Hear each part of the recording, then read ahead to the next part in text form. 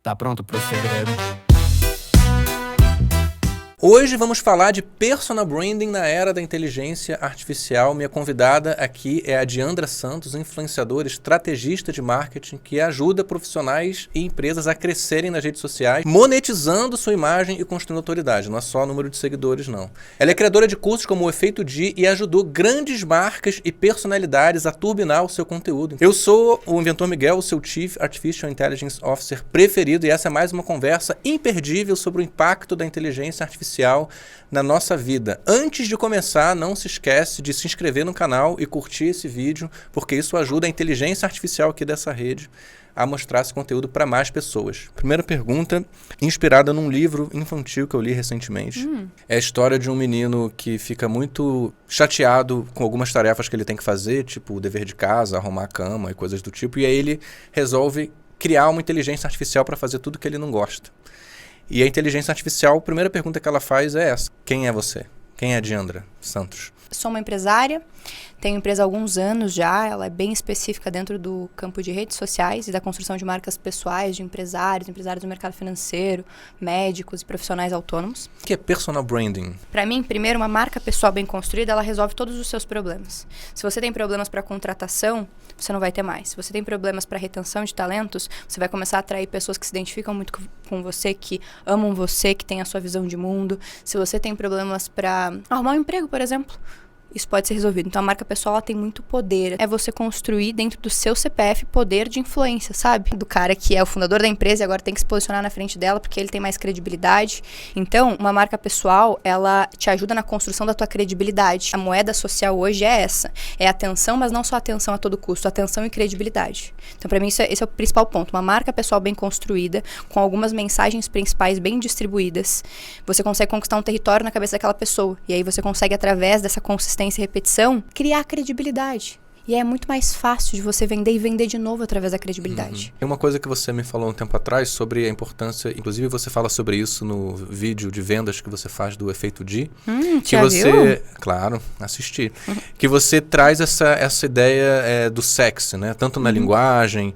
Como é que surgiu essa ideia de trazer a sensualidade sem ser vulgar? Tava assistindo pela 10ª vez o Lobo de Wall Street. E aí tem uma cena muito específica, icônica, da Margot Robbins, que ela tá numa banheira linda, com uma vista linda, com champanhe, assim, e ela tá fazendo assim, e ela tá explicando o Crash da Bolsa de 2008. Ela tá explicando de uma maneira sexy e atraindo a atenção por muito tempo em um assunto muito chato. Vou fazer o mesmo. E eu trouxe exatamente esses elementos pra minha marca, e foi aí também ao mesmo tempo que eu trouxe a ideia de personagens bem caricatos pra dentro da marca. Então, tu pode perceber que o personagem dos Segredinhos, ele é construído com alguns elementos sexys, principalmente na fala, né? No meu tom de voz. Mas a vestimenta, ela continua muito sóbria.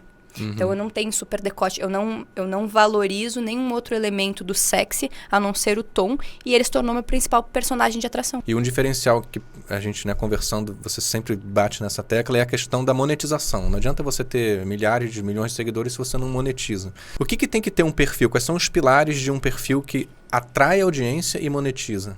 Primeiro, estourou muito, no bom sentido, esse ano, um formato validado e previsível de conteúdo como um caminho exponencial de crescimento. Então, o que isso quer dizer? Você, como consumidor, vai conseguir entender o que eu tô falando. Você entra, sei lá, adorou um tipo de conteúdo de uma pessoa, de 2 personagens, por exemplo, ela fez um conteúdo falando com ela mesma, com 2 personagens, ok. Aí você entra no perfil dela e você vê vários desse tipo de conteúdo. Isso é um formato de conteúdo validado e produtizado que ela tá usando para crescer. E hoje, para mim, a principal avenida de crescimento é essa. Encontrar por um similaridade. formato seu. Encontrar um formato. Todos os criadores de conteúdo que estão crescendo exponencialmente, todos, sem nenhuma exceção, encontraram um formato e estão estressando ele até o talo. Mas não tem uma hora que não dá mais? Com certeza. Tem uma hora que satura. Por isso que tem uma hora que satura, mas aí você consegue encontrar criatividade dentro daquela estrutura. Porque qual que é a sacada? Quando a pessoa já deu um aceite mental para consumir aquele conteúdo que ela deu no dos Segredinhos, é exatamente assim que acontece. Meu primeiro conteúdo bombou. Então aquela pessoa já aceitou assistir a Diandra de vermelho, com um tom de voz sexy, com o lacinho aqui falando bem-vindos aos segredinhos sujos do marketing. Ela aceitou isso, beleza. Então, este conteúdo específico, ele encontrou uma venda de crescimento. Quando eu fizer um outro conteúdo com as mesmas características, todo mundo que viu vai lembrar. E o algoritmo vai entender por similaridade que aquele conteúdo precisa ser entregue para quem já gostou. E o gostou não precisa ser deu like, não precisa ser salvou, só consumiu o conteúdo. E quando você consegue fazer essa roda girar e você faz 3 conteúdos que você acerta, você cria naquela audiência que está só como espectadora, que ainda não te segue, aquele sentimento de FOMO. O que eu tô perdendo? Pô, já vi essa menina falando na minha timeline várias vezes, não vou seguir ela sempre tá falando um conteúdo legal. Então, pra mim, o formato de conteúdo validado e com características bem específicas, e aí entra no próximo ponto, que pra mim é o 80-20, que são as 3 identidades alinhadas, ele vai fazer com que você seja percebido de forma mais fácil, mais rápida, e você se diferencie da multidão. Porque é isso que a gente quer chamar atenção.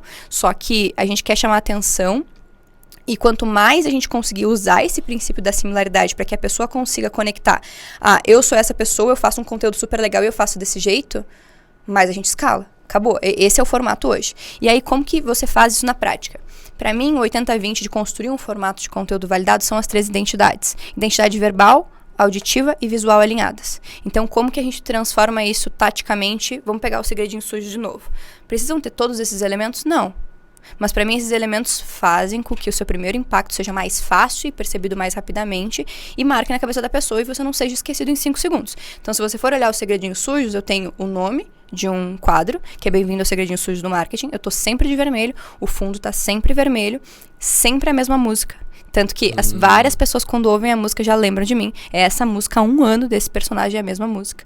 Então, identidade do personagem inteira é a mesma. Então, é a mesma fonte, são os mesmos ícones visuais, são as mesmas transições, são os mesmos barulhinhos do personagem. Tudo isso cria uma consonância de tipo assim, pô, já assisti esse conteúdo, eu já aceitei, já deu aceite mental e eu quero continuar consumindo mais disso. Inteligência artificial para ter mais vendas nas redes sociais. Eu uso a inteligência artificial em absolutamente tudo que eu faço hoje, tá? Para otimizar o meu tempo e otimizar o tempo do meu time. Então, o que eu percebi, tendo 3 anos de agência? As pessoas não vão ser eu. Elas não têm os mesmos talentos que eu. E tá tudo bem. E aí eu percebi que a inteligência artificial poderia ser a minha aliada nesse aspecto. Então, hoje eu tenho vários agentes criados para coisas bem específicas. Então, por exemplo, Segredinhos Sujos é um agente hoje já. Então, ela consegue criar roteiros com base nos meus inputs, com o tom de voz das Segredinhos. Você já alimentou ela com vários... Com os meus roteiros. Então, como que eu fiz, inclusive? Vê se tá certo. Eu fui criando tom de voz, eu criei um banco de viés cognitivos que ela vai usar, eu falei sobre tons provocativos, lá. Então, coloquei exatamente o que seria o personagem e eu peguei os meus 10 roteiros validados e pedi pra ela fazer uma análise de por que eles deram certo. E falei a quantidade de visualizações e tal. Dei o input de todas as métricas, inclusive tempo de vídeo, para que ela criasse uma inteligência em cima disso. E ela conseguisse reproduzir os conteúdos e continuar reproduzindo esses conteúdos com base nos mais validados. E, cara, tem dado certo. Eu já testei vários conteúdos e vários já deram certo. Inclusive, um que tem 400 mil visualizações, que é do espelho do elevador que foi feito para diminuir a percepção de tempo. Então, ela consegue hoje me sugerir conteúdos com base nas linhas editoriais que estão impostas no personagem, sabe? Muito foda. Mas ela substitui você, assim? Como é que... Por que não é ela direto que faz o texto e você só lê? Quem vai sobrar nesse mercado, no final das contas, e eu sei que a gente vai falar sobre isso mais pra frente, mas vai sobrar no mercado quem sabe resolver bem problema e quem tem visão de negócio. Então, por que eu, Diandra, não sou substituída pela inteligência artificial? Porque eu sei olhar pro negócio, eu sei o que o negócio tá precisando. E então, eu uso ela para scriptar um prompt, para scriptar um roteiro, que eu vou falar lá na ponta, sim, mas eu conecto ele ao que eu preciso na hora, eu olho as métricas do meu negócio e vejo como eu preciso alimentar o meu negócio. Por exemplo, eu preciso de mais leads, eu preciso de mais vendas, eu preciso construir um novo produto, eu preciso falar mais com a minha audiência, eu preciso me conectar mais com a minha audiência, para que eu consiga vender um produto mais caro daqui a um tempo. Então, quando você quer vender um produto de back-end de, sei lá, 10, 15 mil reais, você tem que aumentar a consciência da sua audiência. Então, eu sei dar os inputs para ela de cada etapa que o meu negócio tá, de cada etapa da esteira que o meu negócio tá. Então, pra mim é isso. Eu entendo de negócio, eu consigo aliar produção de conteúdo ao objetivo de negócio. Inclusive, esse é o meu diferencial. Eu consigo olhar pra como o negócio tá performando e entender como eu conecto o Instagram em toda essa parada que tá acontecendo aqui. Então, como eu deixo tudo isso conversando. Mas os roteiros hoje, a maior parte deles já é feita por inteligência artificial. Principalmente de conteúdos que estão produtizados, porque é esse formato que eu te falei. Eu ainda preciso criar a hipótese, validar ela e melhorar ela na mão. Depois que eu produtizo ela, que eu sei exatamente por que ela tá funcionando e como ela tá funcionando, as etapas, aí ela vira um agente. Então ele precisa de mim até aqui. Tem, inclusive, alguns dos meus personagens que ainda não viraram agentes porque eu não produzi, eu tô melhorando eles. Eles não explodiram ainda. Mas quando eu conseguir achar a fórmula exata, eu produtizo. Mas vocês têm quantos personagens? Eu tenho 5, eu acho. Eu olho para as redes sociais que nem eu olho para growth, para qualquer estratégia de growth. Então, é 80-20. 80% do tempo eu passo produzindo os conteúdos de personagens que estão validados e 20% do tempo eu tento encontrar outras formas de furar a bolha. Por exemplo, agora uma tendência muito forte das redes sociais desse ano é o conteúdo em série. E ele é justamente uma contra-tendência ao conteúdo de IA. Parte 1, parte 2, parte 3. É, porque mostra o processo, porque mostra a vulnerabilidade, porque mostra a pessoa na intimidade dela, que é uma das coisas que vai acontecer mais ainda, conforme a inteligência artificial vai substituindo o conteúdo, né? Eu até vi um estudo da Gartner que disse que até ano que vem, 96% do conteúdo vai ser substituído por inteligência artificial. E aí você já consegue olhar os impactos disso nesse ano. Porque, por exemplo, uma das principais tendências é o conteúdo lo-fi, que é aquele conteúdo com baixa produção, é aquele conteúdo com baixa edição, com uma legenda que parece que foi feito por um ser humano. E única e exclusivamente por um ser humano. E pra mim essa tendência é aumentar. Ou os conteúdos que estão dando muito certo. E eu fiz um ontem, inclusive, sobre isso. Conteúdos de storytelling que mostram a sua experiência pessoal com vulnerabilidade, com erro. Então, esses conteúdos eles vão cada vez mais se destacar. Por quê? Porque a inteligência artificial está entrando com tudo que a gente faz hoje. Então, para mim, toda tendência gera uma contra-tendência e essa é a contra-tendência que já está no flow. Séries estão entrando nessa contra-tendência também. Por quê? Porque dentro da série você coloca exemplos muito específicos da sua vida. Não é mais aquele roteiro que pode ser tirado da inteligência artificial. Ele pode ser lapidado, mas ele precisa partir de um input real do que aconteceu. Você tem que ter vivido aquilo. Essa tendência das pessoas se conectarem com outras pessoas. Sim. E não com um conteúdo genérico que a inteligência artificial faz, né? Exatamente. As pessoas estão procurando mais sobre isso. Outra tendência forte esse ano, nostalgia. Ela também é um reflexo de tudo isso. As pessoas estão procurando se encontrar em algo que elas já conhecem, algo familiar. Outra tendência, neofobia. As pessoas estão com medo de consumir o que é novo. Estão ficando mais tempo, tanto que essa tendência, o que ela tá mostrando já? Que o custo de aquisição só vai subir, porque as pessoas vão parar de trocar de mão para mão, elas vão começar a confiar em uma pessoa a mais e consumir a esteira inteira de produtos dessa pessoa e ficar dentro do ecossistema dessa pessoa porque ela já confia. A gente volta para a credibilidade que eu te falei, que é muito mais fácil criar credibilidade com uma marca pessoal, porque as pessoas estão ficando deepfakes, tudo isso está aumentando e a inconsistência da informação e está aumentando o alerta das pessoas sobre o que é verdade e o que não é. E aí, a gente pode extrapolar para o contexto macro, a gente pode extrapolar para o contexto de política que está ajudando muito nessa inconsistência e nesse medo, mas o fato é, esse comportamento está fazendo as pessoas migrarem menos de base para base, custo de aquisição aumentar e jornada do cliente, CRM, ser muito mais importante. E jornada do cliente, CRM, marca pessoal apoia muito esses dois pilares. Tá pronto pro segredo? Eu uso uma ferramenta chamada Perplexity. Não sei se você conhece. É uma ferramenta que ele substitui o Google para mim. Eu quase não uso mais o Google. Vou no Perplexity, ele faz a pesquisa e me dá o resultado. E, no caso, eu pedi para ele me trazer as principais críticas que se fazem a esse mercado de infoprodutores e de personal branding. Eu vou aqui falar as críticas e você reage. Virou um formato React agora. Entendi.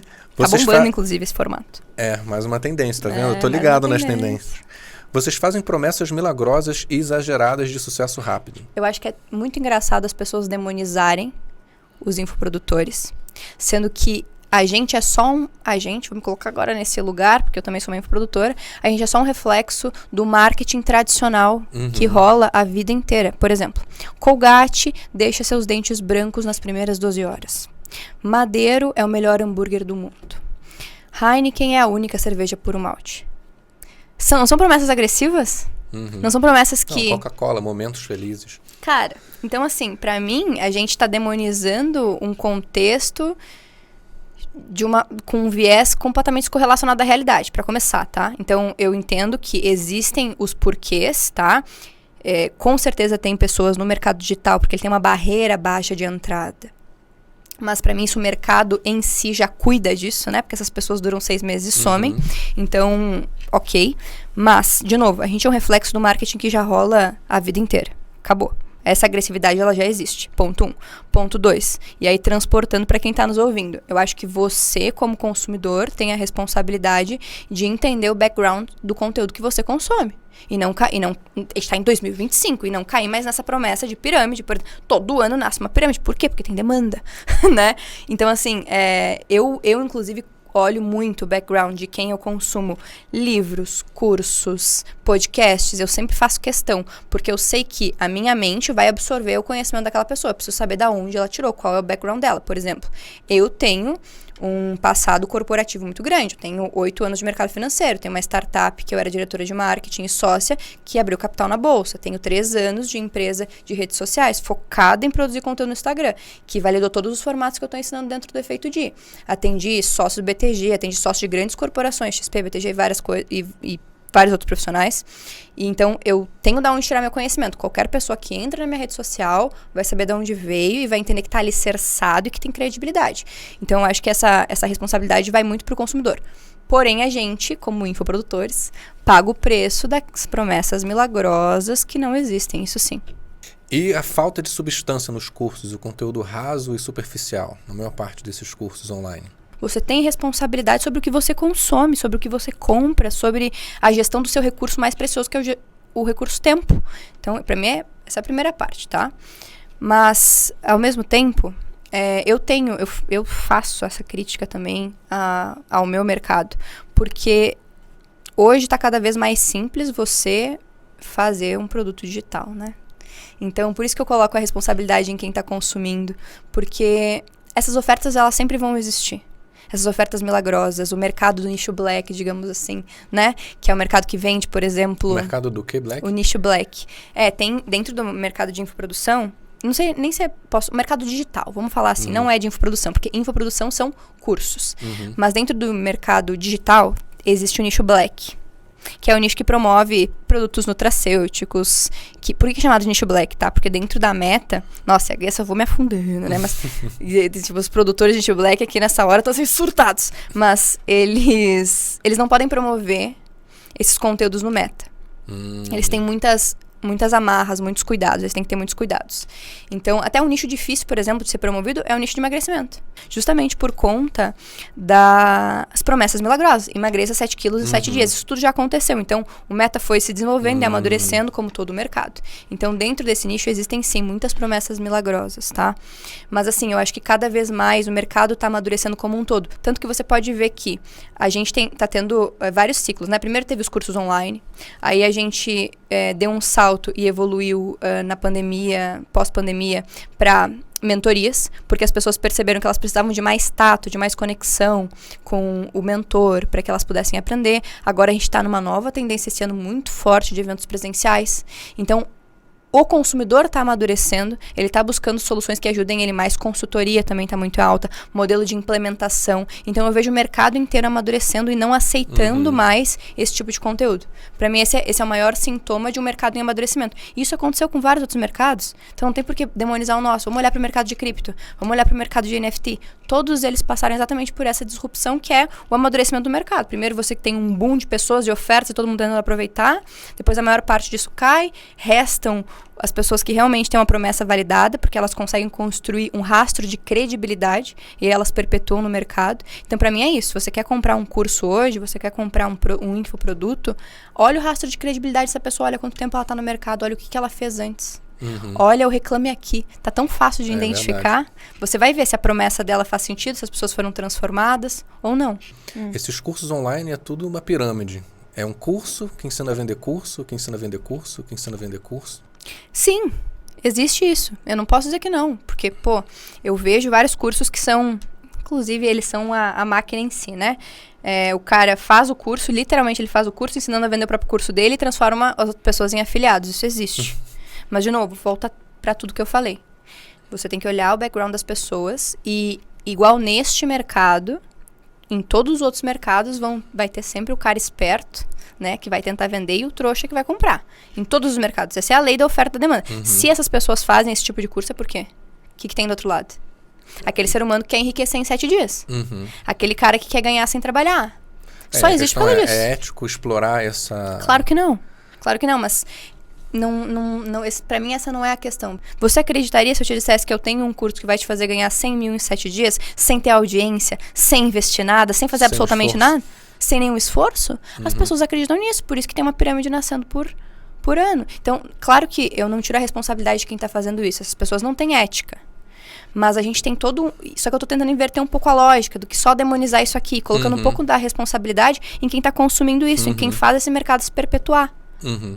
Porque ele não acontece só no Brasil, né? É em todo mundo. A gente tem um nicho gigantesco nos Estados Unidos que promove exatamente esse mesmo, sei lá, esse mesmo cluster de produtos que não gera resultado. A inteligência artificial, qual vai ser o impacto no personal branding? Ela vai nos ajudar como creators ou vai ser uma ameaça para quem vive de influência digital? Eu sempre tento ver o copo meio cheio nessa situação. Então, vamos lá. Primeiro, eu acho que para pequenos produtores, eu tô olhando ali o cara que tem uma marca, tá? Pequena. Esse cara vai ter na mão dele um poder absurdo. Todo mundo pode ser um cineasta hoje com as ferramentas que já existem. Então esse cara vai conseguir sim, através da inteligência artificial, ter influenciadores gerados por ela e conseguir criar demonstrações muito melhores do produto dele, que hoje ele não consegue fazer conteúdo assim. Então eu vejo nesse ponto. Num outro lado, eu vejo grandes influenciadores, grandes comunicadores podendo vender, por exemplo, seus royalties e se multiplicar em vários lugares do mundo para várias marcas ou sei lá, ou até vamos dar uma viajada. Imagina que você pode vender uma fração da sua imagem, você pode vender a sua imagem um pouquinho para fazer um anúncio, ou você pode ceder a sua imagem e virar UGC. Tem tantas outras possibilidades que se abrem nesse mercado que eu acho que vai impactar sim, mas você pode olhar com olhos negativos ou você pode olhar com olhos positivos. Sem dúvida, isso vai impactar muito a maneira como a gente produz conteúdo. Mas pra mim hoje, pra quem constrói marca, você consegue, pelo menos eu, Diandra, como eu estou aproveitando, eu consigo tirar muitas tarefas repetitivas que eu fazia, muitas análises que eu fazia. Hoje eu consigo criar, eu tenho um agente só pra analisar como tá indo semana a semana todas as métricas do meu perfil. Então eu consigo separar muito mais tempo pra pensar estrategicamente, pra ter ideias, pra consumir mais fontes diferentes, porque todo produtor de conteúdo precisa consumir muito conteúdo, ler muito, ter vários inputs. Repertório também. Repertório, né? Para poder compartilhar sobre a visão dele específica. Isso que é. As pessoas que se conectam comigo, elas querem saber a minha visão de mundo sobre as coisas. Então, por exemplo, eu tive uma experiência espiritual muito legal no fim de semana. Fui para um retiro de meditação e tive uma experiência muito legal. Eu fiz questão de compartilhar visceralmente ela com a minha audiência e conectou pra caramba. Pra caramba, são 17 cards com 150 comentários de card questões do carrossel, sabe? Tipo, carrossel, cards. okay. São 17 cards, é um carrossel muito longo e com uma conexão muito profunda. Então, eu vejo que a inteligência artificial hoje, pra mim, Diandra, no meu negócio, eu sou infoprodutora, tenho uma agência de redes sociais, ela atua como sei lá, eu vou falar aumentador? Não, ela melhora o meu tempo produtivo, sabe? Eu paro de fazer cornojob e passo a fazer coisas muito mais estratégicas, porque eu tenho ela me auxiliando nessas tarefas repetitivas. Tá pronto pro segredo? Quais são as principais ferramentas de inteligência artificial para um produtor de conteúdo online hoje? Cara, eu sou muito, muito, muito fã do GPT, tanto que eu substituí o meu Google Search pelo GPT. Por quê? Porque ele tá tão inteligente que ele tá falando com o meu tom de voz, de tantos dados que ele tem. Não importa, eu posso abrir enfim, eu não sou uma usuária tão assídua quanto você, mas eu uso algumas horas por dia. Algumas horas. Tipo, eu não faço mais pesquisa em nenhum outro lugar, eu não construo nenhuma ideia hoje sem pedir alguns inputs dele. Ele passa pelo meu processo criativo de todas as formas. Então, além do ChatGPT, tem outras? Sim, eu uso o ChatGPT, eu uso a Inner AI, gosto muito dela. Gosto dela pra arte. Foi eu que te indiquei a Inner AI. Inclusive, foi você que me indicou. Cara, ela é muito boa pra várias coisas, principalmente pra organizar e deixar os meus arquivos inteligentes. Se quiser patrocinar aqui, o podcast. Pô, tem que patrocinar, né? Dica, Não, eu tô indicando pra várias pessoas também. Porque é uma ferramenta boa, é uma ferramenta com um preço legal. Brasileira. E que ela tem várias features legais. Por exemplo, uma que eu uso muito. Eu olho roteiros, que isso tá no meu curso, inclusive. Tem um módulo inteiro só de espionagem. Porque eu acho que antes da pessoa aprender a criar as próprias receitas, ela precisa aprender a seguir receita. Ela não vai sair do nada sendo Masterchef. Acabou. Então, antes de eu ensinar ela a ser autêntica, eu ensino ela a olhar para o que está funcionando no mercado para ela ter resultado mais rápido. E é meu módulo de espionagem. E nesse módulo eu uso a Inner AI, inclusive dentro do meu curso. Porque eu consigo pegar conteúdos de produtoras de conteúdo de outros nichos validados e extrair uma estrutura invisível desses conteúdos. E a NearAI atua na transcrição para mim. Então, eu consigo, de um URL, eu não sei outra ferramenta que faz isso, tá? Então, para mim, isso é uma economia de tempo absurda. Eu consigo colocar um link do Instagram, nenhuma outra ferramenta vai fazer isso. Do Instagram, do TikTok, do YouTube, de qualquer lugar, ela absorve a partir do link e ela faz a transcrição para mim, faz tradução, enfim, e eu consigo criar um chat inteligente com essa transcrição. E agora eu já tô na fase que eu tô pegando vários conteúdos validados e criando um chat com essa inteligência, sabe? Com todos esses conteúdos, então puxando. E aí ela é muito boa porque ela arquiva por pastinhas. Então tem a pastinha dos concorrentes que eu tô avaliando, e eu tenho a pastinha de PDFs de cursos que eu já fiz para quando eu precisar consultar. Então eu tô criando vários gatilhos para economizar tempo, para não precisar voltar lá na fonte do conhecimento. Gosto muito de usar NearAI. Eu uso ChatGPT, NearAI, Perplexity também. O ChatGPT, eu tô começando a usar ele para design já. Já agora essa última versão dele Já tô. E hoje eu já tenho um time grande, né? Eu tenho 2 operações, inclusive. Uma de escala de infoproduto, que eu tenho, sei lá, embaixo de mim uns 50, 60 editores que usam inteligência artificial para fazer UGC, para fazer vídeos. Eu já tô criando os primeiros clones para agência. E todos eles trabalham com inteligência artificial, então eu tenho um pack contratado de vários, o Picalabs, todos esses de vídeo, todos. E pra mim é isso, pra mim é exatamente isso. Ontem eu tava tendo uma conversa no aeroporto com um programador que tava vindo pra São Paulo pra montar uma software house. Eu falei pra ele, cara, olha pra inteligência artificial. Você vai ter que construir com inteligência artificial, você vai ter que ser muito mais responsável por resolver o problema da empresa do que por escrever o código. Você vai ter que saber o problema certo para resolver. Então, para mim é isso, assim, é isso que eu tô fazendo e tô colocando e tô contratando dessa forma.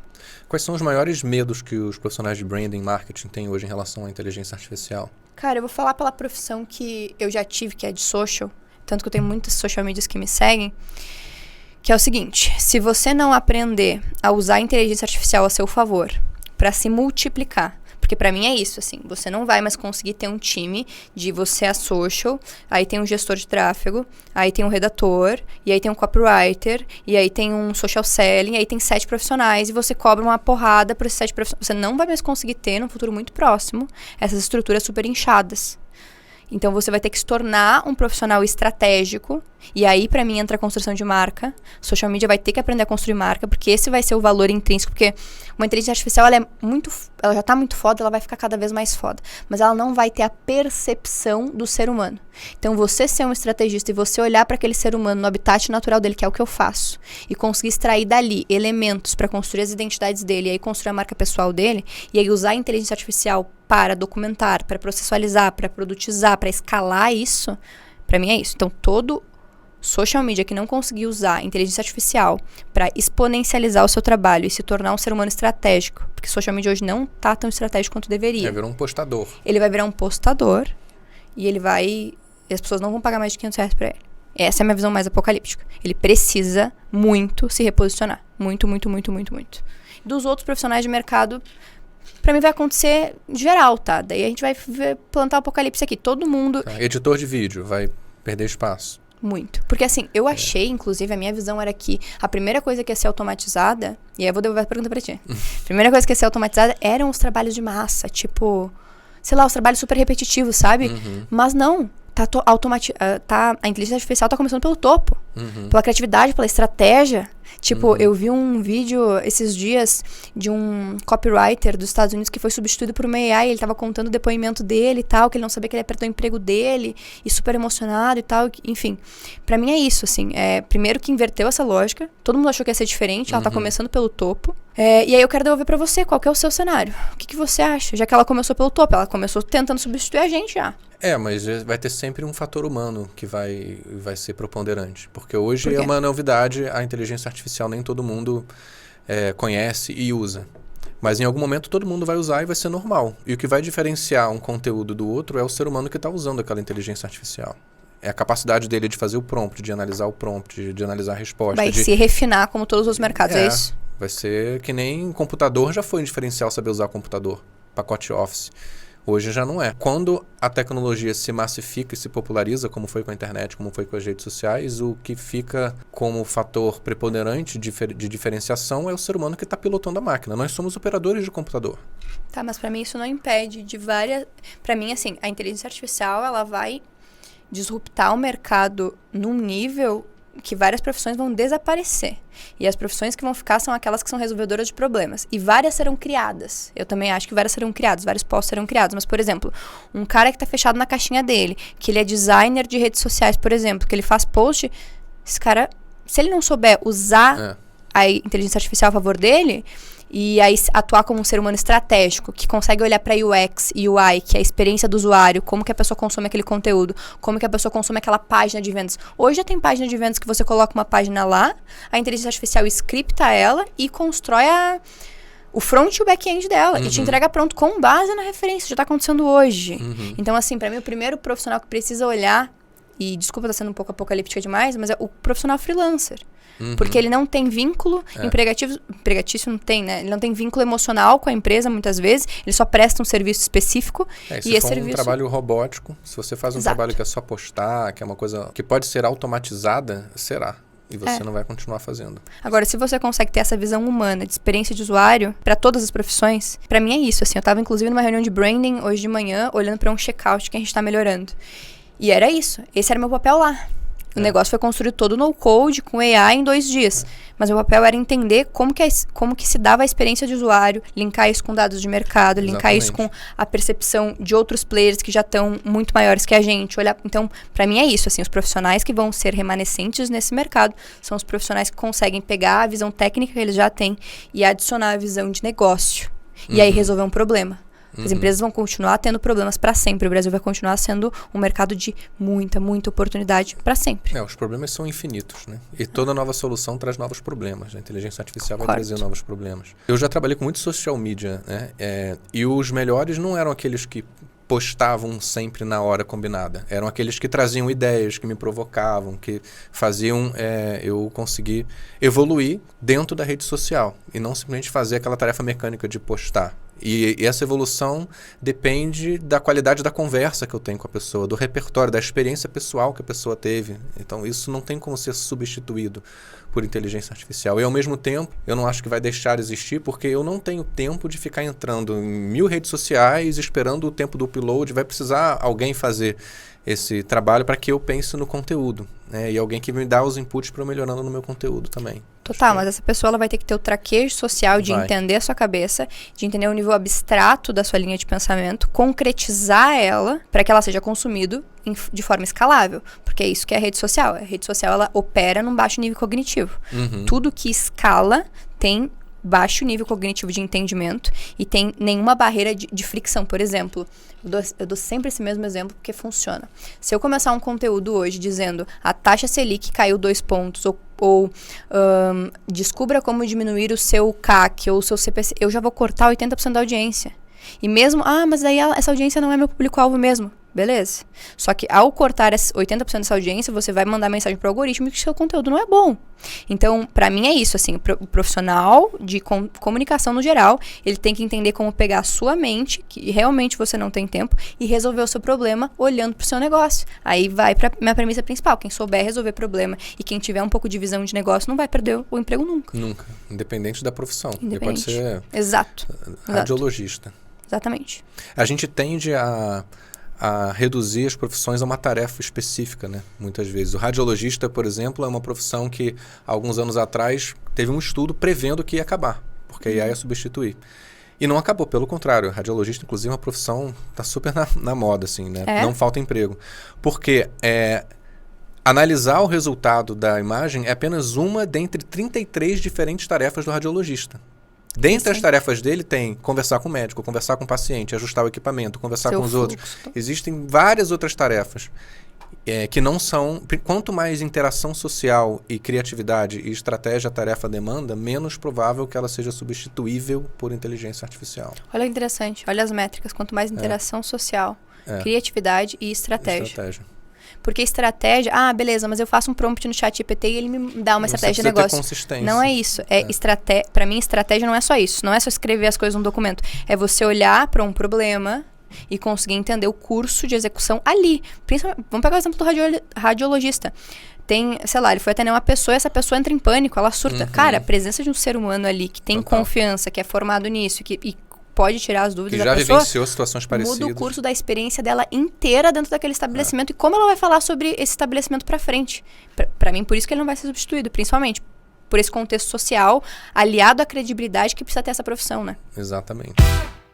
Tá pronto pro segredo? E agora a gente entra na parte que eu mais gosto, que são as perguntas assim, bate-bola. Então, faço uma pergunta curta, você responde curto também. Eu usei inteligência artificial para gerar essas perguntas, misturando inteligência artificial e o universo do personal branding, do marketing. Qual a IA que você não pode viver sem? Ai, ChatGPT ainda, gente. Sou clássica. O que você jamais vai delegar para IA? Relacionamento. O que você não pode delegar para IA hoje, mas gostaria? Ainda estratégia de conteúdo, mas eu acho que em breve vou conseguir. O que você não diria para Diandra de 10 anos atrás? Você fez um post falando o que você diria, né, recentemente. O que você não diria? Eu não falaria sobre inteligência artificial. Eu não mandaria nenhuma mensagem do futuro. Porque se eu já sou ansiosa hoje, a Diandra de 10 anos atrás, ela ia surtar. Então eu não diria isso. Qual é a pior rede social de todas? Eu posso responder nenhuma ou eu tenho que escolher uma? Tem que escolher uma. Pior, a menos melhor que seja, mas tem que... OnlyFans. Ah, é uma rede social, OnlyFans, nem sabia. Cara, as pessoas trocam, elas fazem conteúdo pornográfico e recebem por isso. Pra mim é uma rede social. Qual é o post que você teve vergonha de fazer? Vários posts eu tenho vergonha de fazer, principalmente aqueles que estão conectados à vulnerabilidade. Mas eu vou falar desse último, que eu falei que eu tive o meu primeiro encontro com Deus e isso mudou a minha alma. Eu tive vergonha, a minha caixinha racional teve vergonha de fazer ele e ele foi transformador para as pessoas que consumiram. Inclusive, pensem sempre nisso. Vou postar, não vou postar, posta, cara. Daqui a pouco tu transforma a vida de uma pessoa com aquela mensagem. Um erro clássico de quem tenta bombar nas redes sociais. Se você souber os pilares do marketing, eu sei que é pra ser bate-bola, mas essa eu preciso responder bem. Se você souber os pilares do marketing e tiver bem alicerçado, você consegue usar esses artifícios para crescer a sua base mais rápido. Mas a maior parte das pessoas que usa esse artifício não entende de estratégia. Então, o que acontece na prática? Elas surfam e bombam um conteúdo, crescem a base delas com base no conteúdo de 7 segundos que tá bombando no momento, não conseguem nunca mais sair desse limbo e a base que chegou não vai comprar delas, é uma base preguiçosa, consome conteúdo de 7 segundos e ela fica ali uma base cada vez mais fria e a pessoa não sai mais desse limbo. Então tem que cuidar muito para fazer estratégia de conteúdo viral, porque você tem que olhar e aliar sempre ao objetivo de negócio. Sempre. E você tem que pensar que aquela base vai ter que comprar de você. Então você não pode adquirir ela a todo custo. E trazer uma pessoa por um conteúdo e uma trend, muitas vezes você não vai trazer seu público-alvo, entende? Comprar uns seguidores. Ah, daí nossa, aí pode. Claro, nossa, maravilhoso. Um mito sobre marketing digital que você detesta. Nossa, é fácil ganhar dinheiro. Olha, a gente falou aqui o podcast inteiro. Não é fácil. Tem um monte de habilidade envolvida, não é... Esse é o ponto. Não é porque a barreira de entrada é baixa que é fácil fazer. Pior gancho que você já viu? Agora, de cabeça, assim, eu não vou lembrar. O que é um gancho ruim? O que é um gancho ruim? Ganchos são os 2 primeiros segundos, 3 primeiros segundos do vídeo. Isso, ganchos eles são responsáveis por fazer a pessoa parar o que ela tá fazendo, parar de rolar o feed e prestar atenção. Pra mim, qualquer gancho que não consiga, que faça uma promessa e você não consiga cumprir ao longo do conteúdo essa promessa que você fez, porque às vezes as pessoas elas se atêm ao gancho 100%. E aí elas fazem uma promessa impossível e elas não conseguem cumprir e isso descredibiliza. Então, pra mim, todo gancho que não consegue cumprir a promessa que ele se propõe e ele só atrai atenção, ele vai atrair a atenção desqualificada das pessoas e não cumprindo a promessa, ele ainda vai ser descredibilizado em cima do conteúdo dele, entendeu? Então, façam um gancho, mas principalmente cuidem da entrega do conteúdo, sabe? Faz o depara, gente. Porque tem muita gente vendendo 50 ganchos, 100 ganchos pra viralizar. Vê o depara, vê o gancho que você tá fazendo e vê se você entrega isso no conteúdo. Mas sim, ganchos são 80-20 de um conteúdo. Você tem, a primeira fase é você parar o que a pessoa tá fazendo e chamar a atenção pra você. Então são importantes sim. Pedro Sobral ou Érico Rocha? Érico Rocha. Camila Porto ou Natália Arcuri? Bruno Perini. Qual personalidade histórica você adoraria trazer para conversar sobre branding? Steve Jobs. Ele ainda seria muito atual. Ele, nossa, daria um show hoje. É? Nossa, absurdo. Você acha que ele é uma personalidade histórica? Cara, porque pra mim, histórico é tipo, sei lá, Aristóteles, entendeu? Uma coisa bem mais Churchill, antiga. Então, mas eu traria o Jobs. É que eu tô pensando no prático, entendeu? Como eu poderia aproveitar as habilidades dele. Ou Churchill também pode ser. Se você fosse para uma ilha deserta e só pudesse levar um grande nome do marketing, Quem seria? De bate-pronto, assim, eu levaria a Bianca da Boca Rosa. Eu acho ela uma... Bom, ela é a maior influenciadora do Brasil, ela tem uma cabeça estratégica muito forte, não só em produto digital, em produto físico. Com certeza levaria ela. Se você pudesse trocar de Instagram por um dia com alguém famoso. Nossa, eu trocaria com a Anitta. Faria uma narrativa pra transferir seguidor pra mim. É uma vantagem que a tecnologia trouxe para quem cria conteúdo. Eu acho que a inteligência artificial permite hoje que efetivamente essa barreira de entrada ela seja mais nivelada. Porque, por exemplo, e hoje já acontece isso. Hoje eu já posso vender um agente que tem a minha cabeça e consiga melhorar. Vai ser 100%? Vai virar? Eu não vai. Mas consegue nivelar muito para a pessoa que está entrando, sabe? Então ela consegue ter ferramentas estratégicas e na mão dela muito mais baratas do que um estrategista de redes sociais para ela produzir o conteúdo dela e para ela sair do zero. Do 0 para o 1 tem um caminho gigantesco que a inteligência artificial vai nivelar muito. Então vai ter muita gente entrando e começando a produzir conteúdo. Essa tendência é só aumentar com a disseminação do ChatGPT, agora também fazendo design pra gente, né? E uma desvantagem da inteligência artificial para quem cria conteúdo? Porque se você não tem as bases estratégicas e não entende o comportamento básico do consumidor, você vai acabar fazendo conteúdo com cara de GPT. E isso aí já tá bombando, inclusive, conteúdo com cara de GPT. Então, e isso vai acontecer cada vez mais. Ganchos que não correlacionam com a sua marca pessoal, com o seu jeito de ver o mundo, com as suas experiências, eles vão ser cada vez mais ignorados. Então, tipo, sei lá, as 3 vantagens de fazer conteúdo nas redes sociais. Isso não vai mais rolar. Você vai ter que conectar cada vez mais os seus ganchos com a sua vida pessoal e com exemplos que só você poderia dar. Porque daí a pessoa vai parar pra te ouvir. Então, pra mim, uma desvantagem é isso. Pra nivelar, ele vai nivelar e vai deixar vários conteúdos com cara de GPT. Diandra, foi um papo incrível. Eu já tenho mais deveres de casa aqui para as minhas redes sociais. Eu vou seguir. Vou terminar o Efeito Di também. Ainda não terminei. Depois quero feedback. Vou dar o feedback. Você que nos assiste aqui, muito obrigado mais uma vez. Não esquece, como eu falei no começo, de curtir esse vídeo, me seguir aqui. Isso ajuda a inteligência artificial dessa rede aqui a recomendar esse conteúdo para as mais pessoas e me deixa mais feliz também. E, bom, Diandra, suas palavras finais aí, onde é que o pessoal te acha? Dicas finais. Se gostou do meu conteúdo, já sabe, né? Segue a Di. Valeu. Tá pronto pro segredo?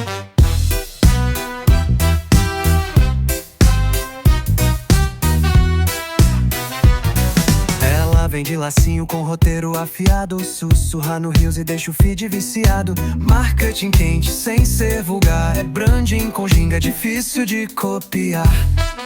Segredinhos sujos da IA, sexy, estratégica pronta pra escalar. IA, escreve mais o brilho é dos humanos. Se gostou, já sabe. Segue a Di.